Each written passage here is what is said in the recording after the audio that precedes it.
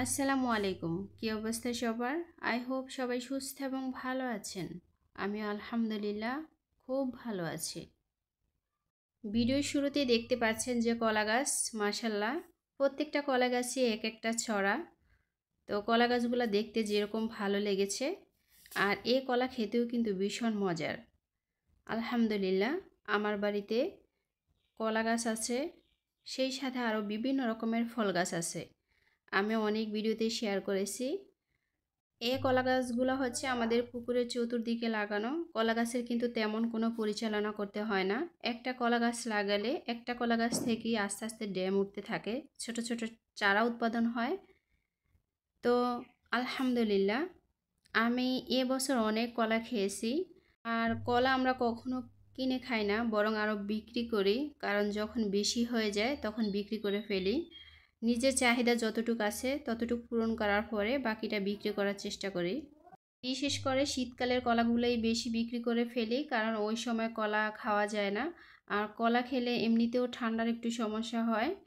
তো ওই হিসাবে আমি শীতকালে কলাটা খুবই কম খাই। আর এখন যেহেতু গরমকাল আসছে, আলহামদুলিল্লাহ এখন থেকে নিয়মিত কলা খাওয়ার চেষ্টা করব। আর কলা খেলে কিন্তু শারীরিক অনেক উপকার করে, বিশেষ করে ক্যালসিয়াম বেশি থাকে কলাতে। তো কলা খাওয়াটা আমি মনে করি প্রত্যেকটা মানুষের জন্য উপকার। আর আমাদের এখানে সবচেয়ে বেশি কলা খায় দুধ দিয়ে কলা দিয়ে ভাত খেতে ভীষণ মজা লাগে। আর বাচ্চাদেরকে দুধ দিয়ে কলা দিয়ে ভাত খাওয়ানো যায় খুব তাড়াতাড়ি, বাচ্চারাও খুব মিষ্টি করে খেয়ে নেয়। তো সকালবেলা পুকুর পাড়ে কাজ করতে এসে দেখি যে একটা কলার ছড়া পেকে আছে, আর পাখি ঠুকরে ঠুকরে খাচ্ছে। পাখি কিন্তু অনেক কলা খায়। আমার বাড়িতে অধিকাংশ যে কোনো ফলই কিন্তু পাখিয়ে খায়, পাখি রিজিকে থাকে। তা আলহামদুলিল্লাহ আমি ভীষণ খুশি হই পাখিয়ে খেলে, কারণ কাউকে দেওয়া অথবা পাখিয়ে খাওয়া একই সমান। তা আমার ভাগ্যে যতটুকু আছে আমি ততটুকুই খেতে পারবো, এর বাহিরে কখনই পারবো না। আর আমার সকল কাজ পুকুরে করা হয়, আর এই কলা গাছগুলো পুকুরের চতুর্দিকে লাগানো। তো কলার ছড়াটা কেটে বাগান থেকে বাড়িতে নিয়ে এসেছি। এবার যেগুলো পাখিয়ে খেয়ে ফেলেছে এগুলো ফেলে দিব, তারপর ধুয়ে একটু শুকাতে দিব, কারণ পানিটা শুকালে ভালো হবে। তো ঘরে রেখে দিব। আর যেহেতু একেবারে পরিপূর্ণ কলা মানে বাতি হয়েছে খুব, তো দ্রুতই কিন্তু পেকে যাবে। আর এইদিকে ক্ষেত থেকে কিছু শাক তুলে এনেছিলাম, এই শাকগুলো সয়াবিন খেতে হয়েছে। আমাদের এখানে ধান কাটার পরে আবার সয়াবিন লাগানো হয়েছে। অনেক জায়গায় সয়াবিন করে না, ইরি ধান করে। তো আমাদের এখানে সয়াবিন করে, আর এই সয়াবিন খেতে কিন্তু অনেক শাক থাকে। তো এই শাকগুলোকে আমাদের এখানে পানি কলসির শাক বলি, অনেক জায়গায় এটাকে হেসি শাক বলে। আর এই শাকগুলো খেতে অনেক ভালো লাগে, এই দিন আসলে বিশেষ করে বেশি ভালো লাগে। তো এই শাক রান্না করব আমি আজকে লোটটা শুটকি দিয়ে। এই শাকগুলো কিন্তু আলু দিয়ে ভাজি করলেও ভালো লাগে। তো আজকে আমি লোট্টা মাছ দিয়ে রান্না করব। শুটকি মাছ কিন্তু আমার খুবই প্রিয়। শুটকি মাছ কিন্তু অনেকেরই প্রিয় খাবার, আবার অনেকে অপছন্দ করেন। অনেকে এটার যে ঘ্রাণ, এই ঘ্রাণটা সহ্য করতে পারে না। আমার মা কিন্তু এটার ঘ্রাণ কখনই সহ্য করতে পারে না, উনি কখনই শুটকি মাছ খেতে পারে না। তো সেই হিসেবে কিন্তু আমি শুটকি মাছ পছন্দ করি খুবই ভালো।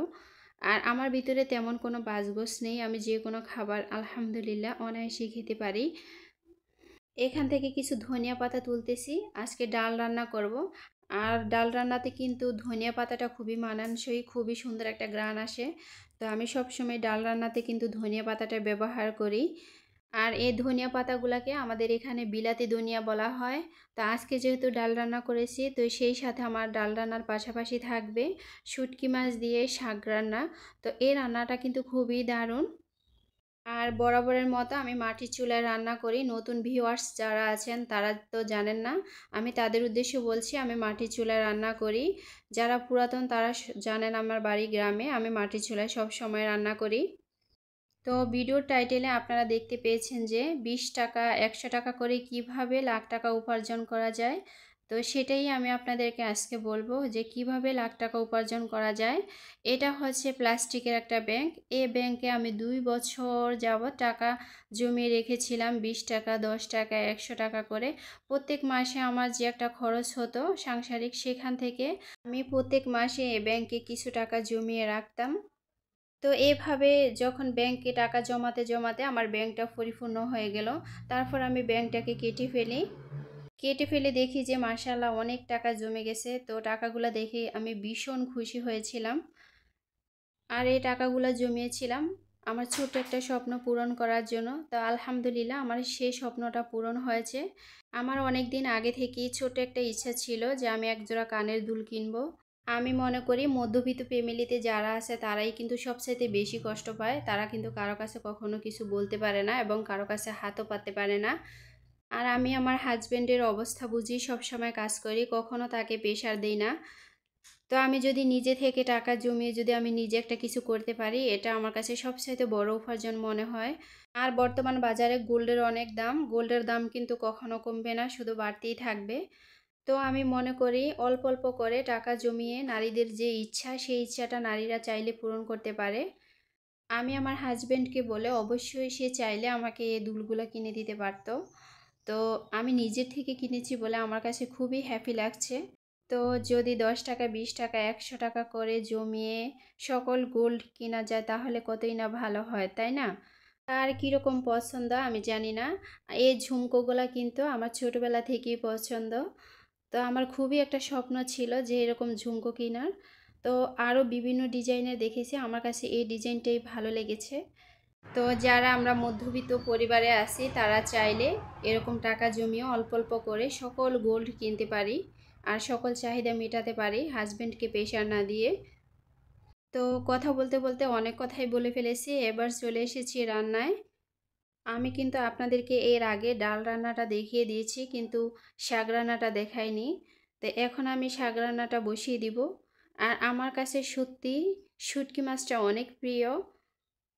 তো এই শুটকি মাছটা আমি অনেক দিন পরেই রান্না করতেছি।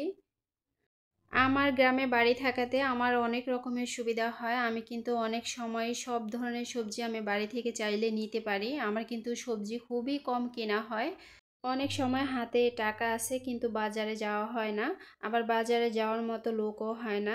তো আমি যদি বাড়ি থেকেই সবজি খেতে পারি তাহলে দেখা যায় মাস শেষে আমার এখান থেকেও অনেক টাকা আয় হয়।